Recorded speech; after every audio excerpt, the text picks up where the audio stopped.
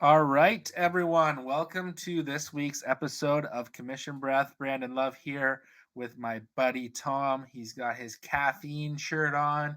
He's feeling good. Caffeine and kilos. Let's go. Let's We're lift some rocking and weights, rolling. baby. There, there we go. I was thinking a different kind of kilos, so I was wondering why you're wearing that on the the show. But that makes so We much more can't sense. talk about that. Let's let that out, Nikki. No, I'm just kidding. Okay.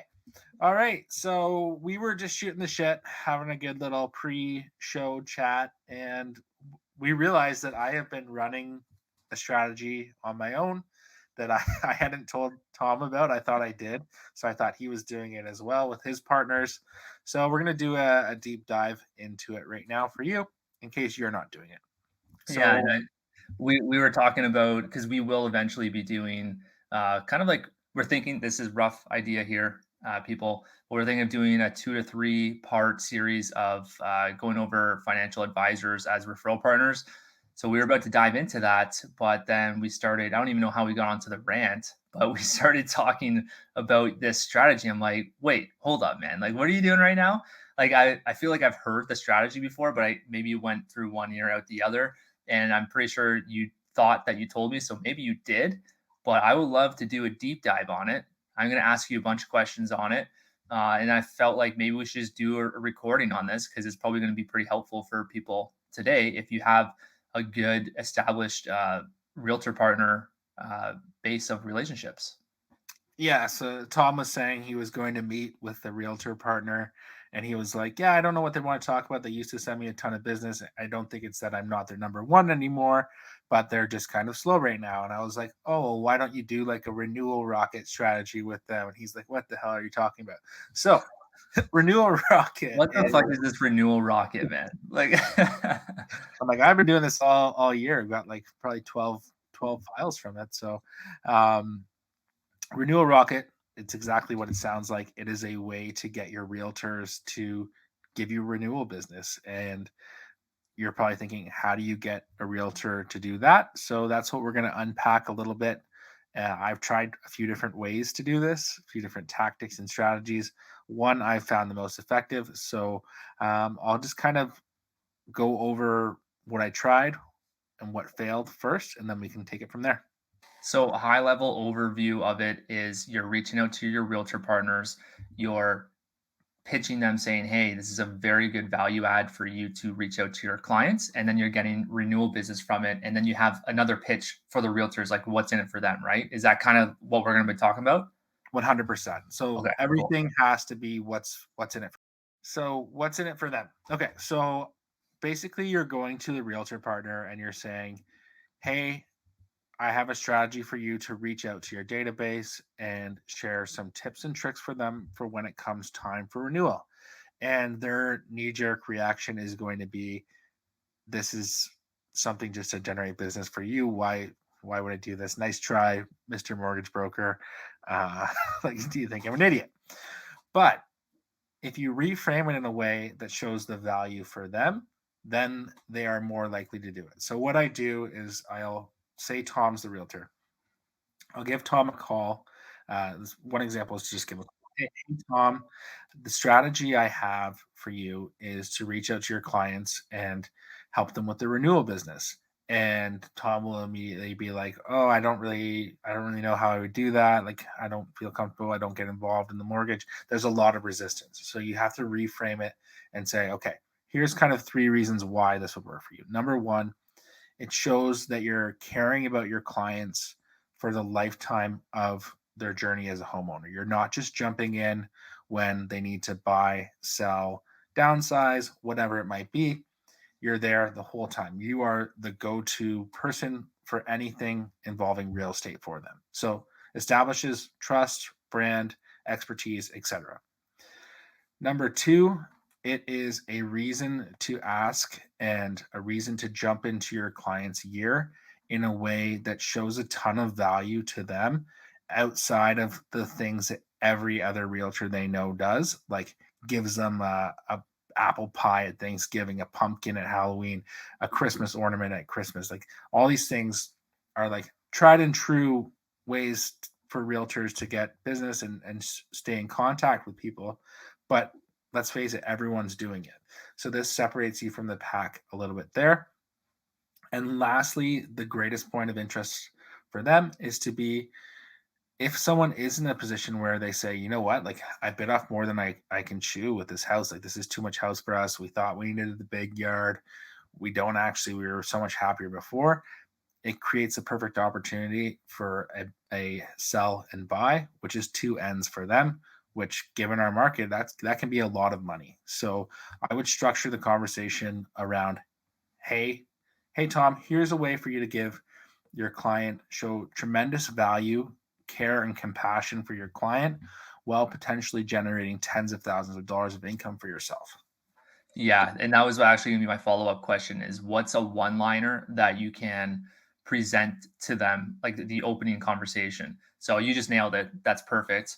So using that line, what's your preferred reach out method? I think I know the answer, but let's just maybe hear about if it's one, maybe talk about that, or maybe you've tried several and which has worked the best.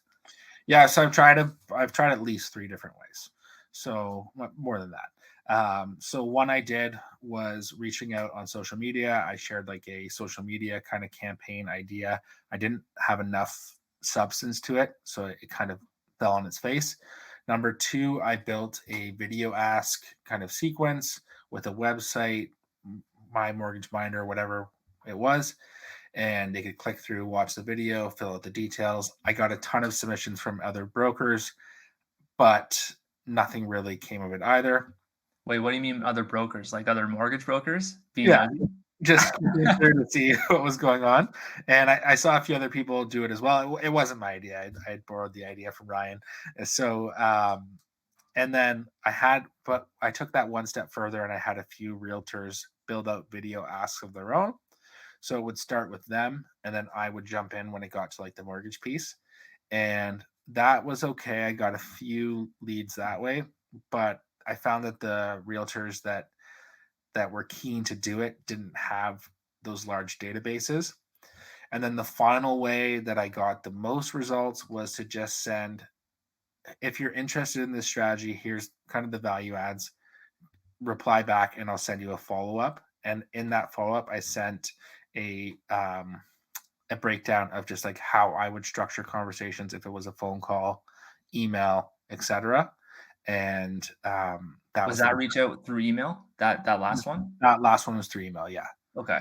And that was the best result because a lot of them too would be like, I don't know how to bring up this conversation. So I was just kind of then calling and saying, hey, here's some like scripting tips and how I would structure the Yeah. conversation.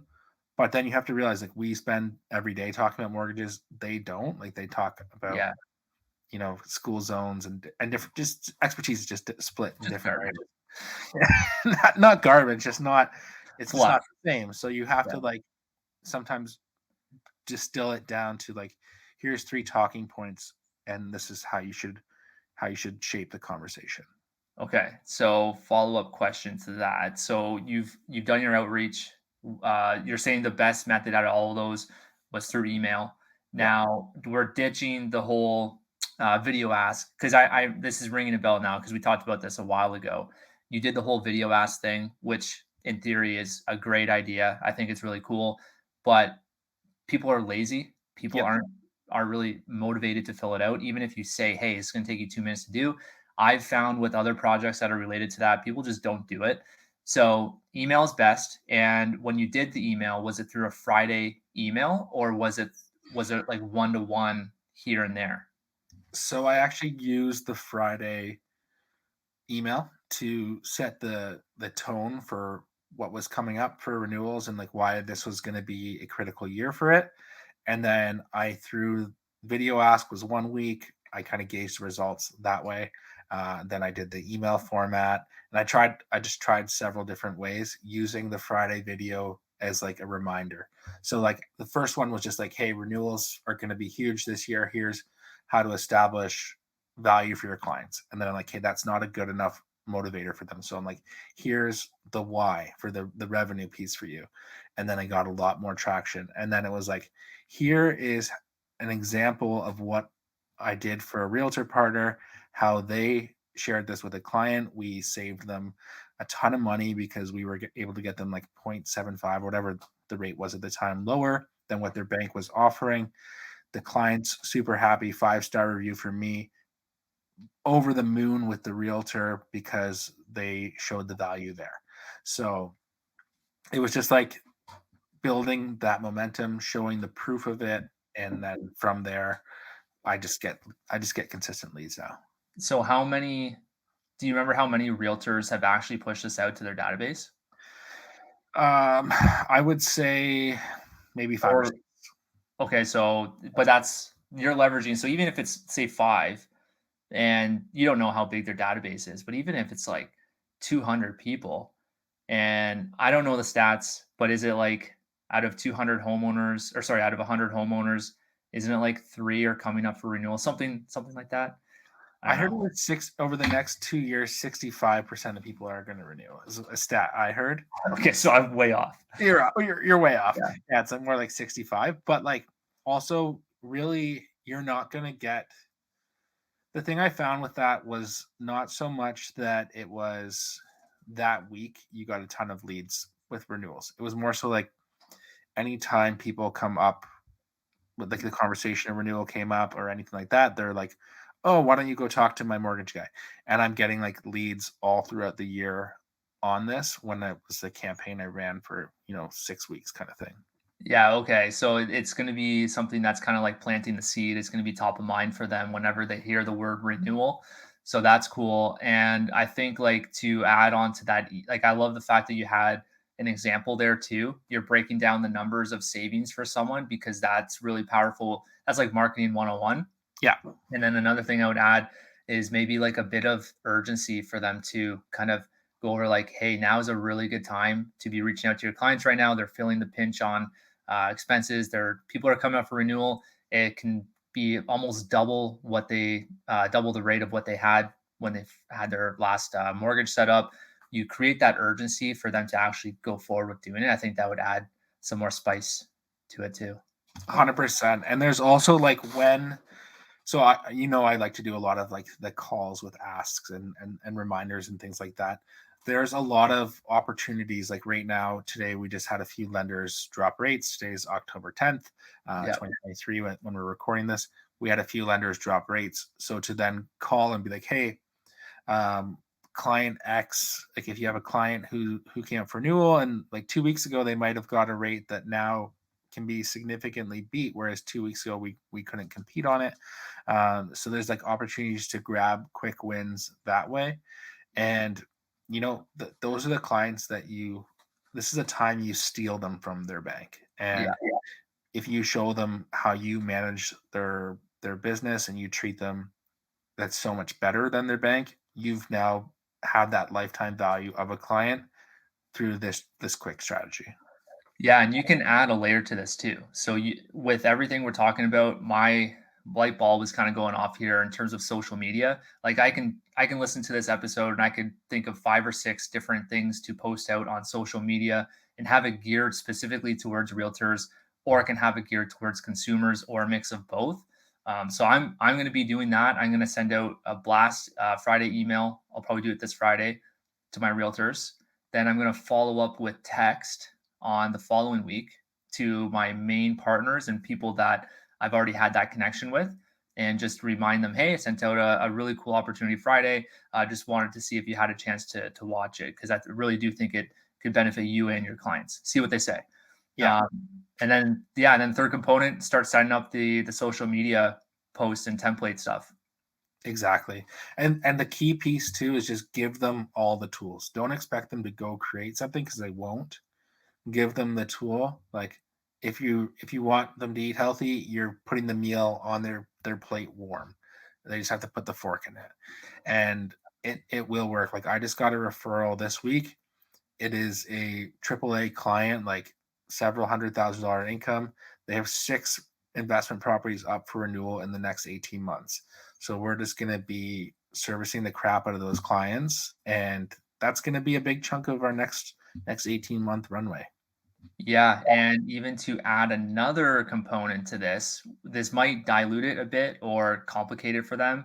But another added thing that you can do is part of what I pitch to my partners is our I forget what I call it.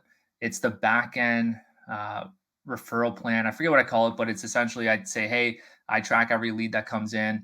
I'll always refer you business in the future. If that person sends me a friend, any referral from that person, I'm going to link them back to you. That's like standard 101. And you can always say, hey, anyone that comes into my world for their renewal, I'm tracking them and they came from you. So any future business, whether it's an investment property or people that they refer over to me, that's business going back to you. So you're planting the seed for future business for yourself.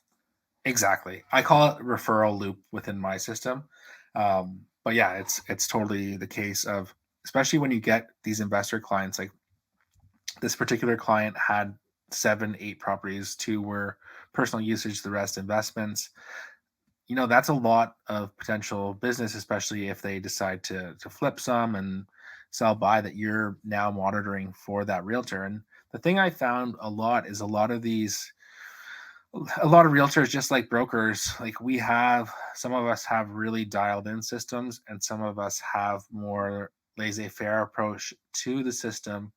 So sometimes opportunities are falling through the cracks. So if there's a second set of eyes looking for potential ways to close more business, it's a huge value add. And if you're looking out for my backside like that, I'm sending my deals to you, just knowing that you're providing a layer of value that no one else is. Yeah, even if you strike out on it and you don't have a realtor use this at all, like that component right there that you mentioned is key. They know you have your back. You're looking for opportunities to build their business. You have their clients in your best interest. So yeah, it's a win-win-win. And so for templates, are you templating an email template, a text template, and a call script for the realtor? Yeah, so the ones I had the most success with, I did a email template, initial outreach, and then talking points. One, I gave very detailed scripts, but I think it was a little bit too much for her style.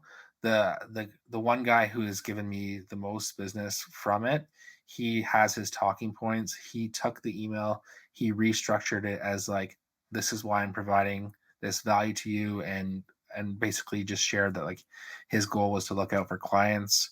He understands it's a trying time, that kind of thing.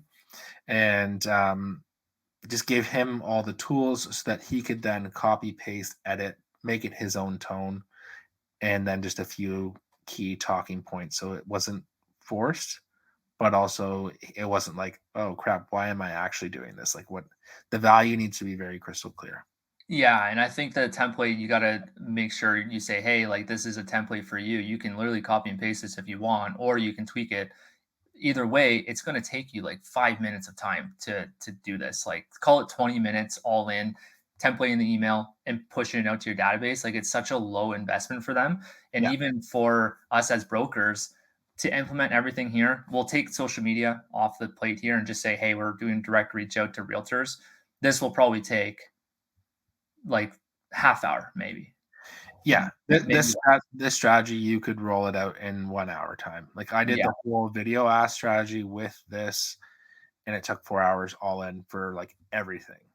But Okay, like, so video ask is probably a big component to that, right? I had to learn how to use video ask and Yeah. stand and do the videos, which, like, I'm not in a professionally lit space. I got a big egg head.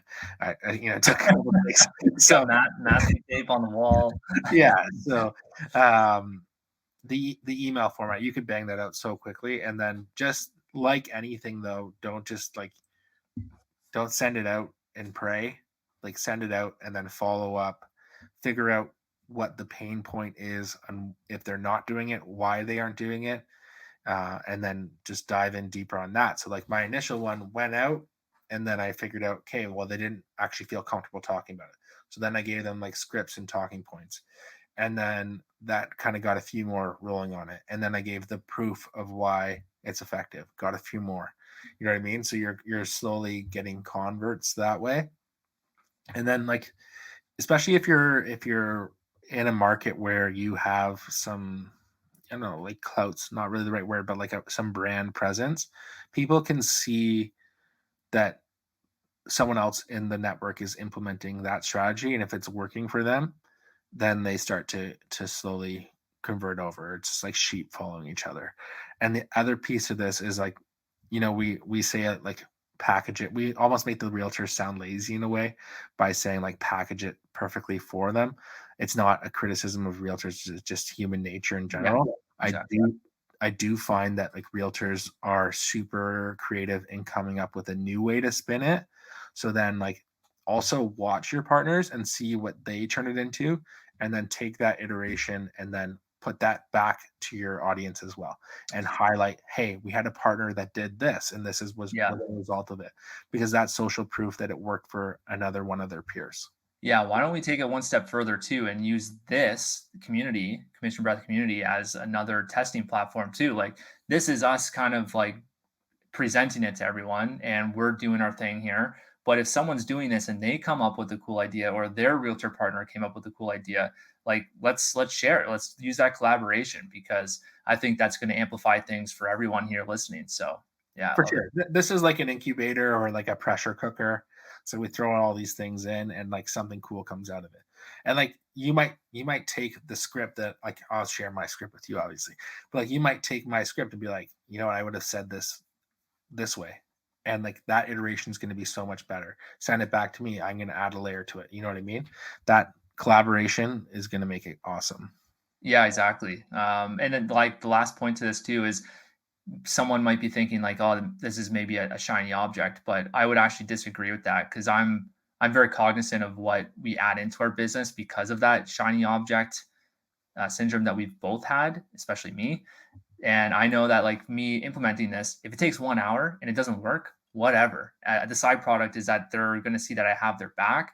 And it's not like I'm out searching for a new referral source or starting, I feel like if you had the video ask, that would be maybe a shiny object because you're putting more time into it. And if you can get business without it, then just scrap the whole video ask and just go forward with this. Exactly. Just strip it right down, nuts and bolts. The bare bones of it is the most effective from all the testing I did, and it will generate results. I know the results. I could put like a dollar value on it, at least over 25 grand this year from doing it. Beautiful. So yeah. Well, let's get some more, brother. All right, man. Well, thanks everyone. Share your ideas, your iterations. I know a lot of you probably already had some renewal strategy, so please add those in, and we can just compound the growth together. Exactly. And let's know your results from this too. Yeah, thanks everyone. Have a great week. Yeah.